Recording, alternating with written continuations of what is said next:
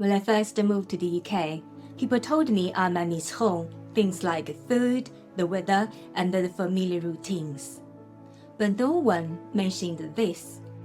The quiet moment when it hits you, your parents are getting older, and you are not there. If you've moved to another country, maybe for work, study, love, or just a fresh start, you might know this feeling.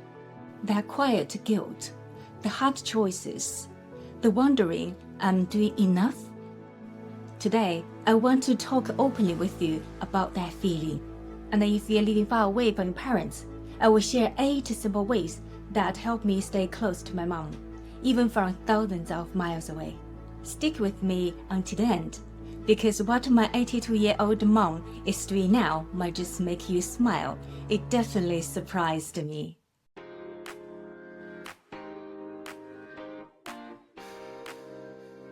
Hi friends, I'm Xin. A good friend of mine recently flew back home to look after mom after surgery. The operation went well, but emotionally it was a lot. She and her mom were talking about whether she should move into a retirement flat or a care home because of her health. Some days, her mom thought it was a good idea. Other days, she felt scared, worried she'd be left behind. My friend said, my mom wants her life back, but her body won't let her.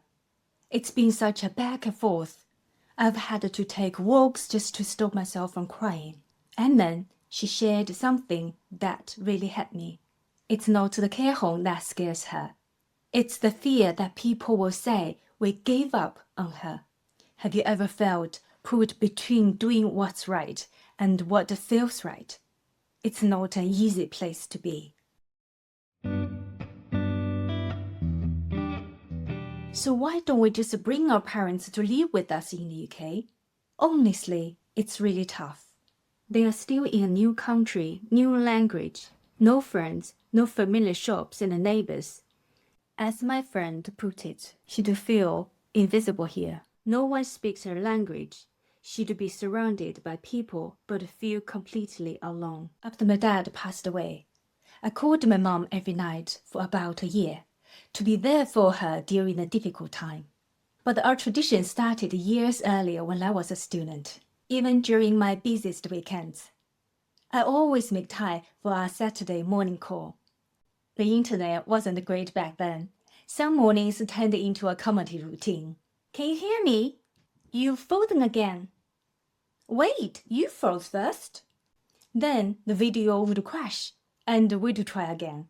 Now it's just 2 of us, and those Saturday calls still feel special. Sometimes we talk, sometimes we just leave video on in the background. She might be having tea, and I might be cooking or working. That quiet connection helped us both get through some hard days. Not long ago, I was in Los Angeles and chatted with a Uber driver from Egypt. He was studying part-time and working 9 hours. We ended up talking about our parents. He said, my parents are back home. I think about them every day, but I'm here, what else can I do? His words stayed with me, because no matter where we are from, a lot of us carry the same quiet worry. There are 8 things, small and simple, that help me feel connected to my mom. 1. Accept your limits. Living far away doesn't mean you've stopped caring. It just means that doing your best, cross borders, time zones, and everything in between. We can't do it all, but we can still do a lot with love. 2. Encourage new interests. If your parents ever says, I've got nothing to do these days, maybe suggest something new. My mom has written poems online for years, but recently she's joined a 20-day evening course on AI and creating video projects. One Saturday she said, I can't talk long, class starts at 7. I've got homework to do afterwards. I messaged her that Monday, but didn't hear back. Later she told me that, I've been so busy I might be one of the top students now.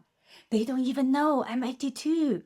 She even sent me one of her AI video projects and proudly shared it on her social media. Now she's signed up for the advanced course. Amazing, right? Sometimes they just need a little encouragement from us. 3. Use technology in helpful ways.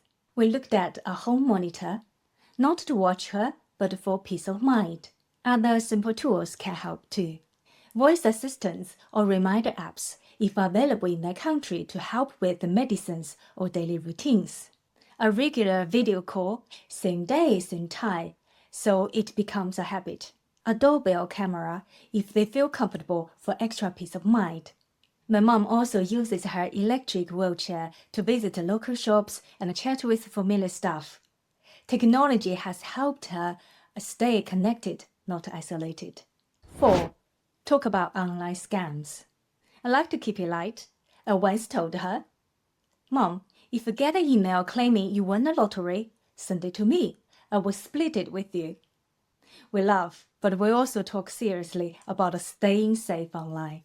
5. Build a safe circle around them. My parents were university teachers, and my mom still lives on campus.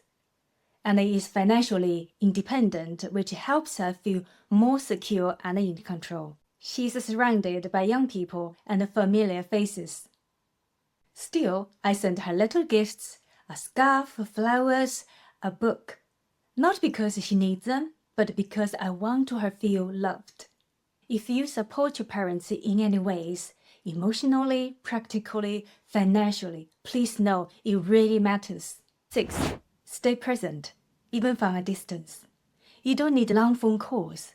Just a voice note, a photo, a quick thinking of a message can mean the world. 7. Plan the practical stuff. It's not always easy to talk about, but planning ahead is a way of showing love. Set up automatic payments or shared bank access. Keep a small emergency fund for travel or hospital costs. Check the health cover regularly, especially you might need help from abroad. 8. Prepare for the long term. It's tough but necessary. Where would they like to live in the future? Do they have a will or a care plan? Is there a legal document that lets you help with the medical decisions if needed? Talk about these things earlier and then revisit them now and then. It makes difficult times a little easier for everyone.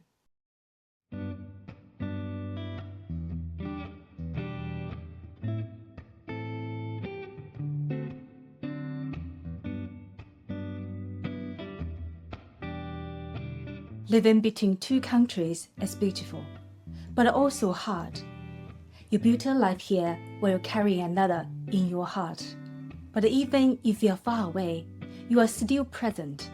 Every message, every video call, every thoughtful moment, it all counts.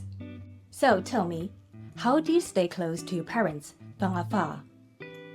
Let's share in the comments. We can all learn from each other.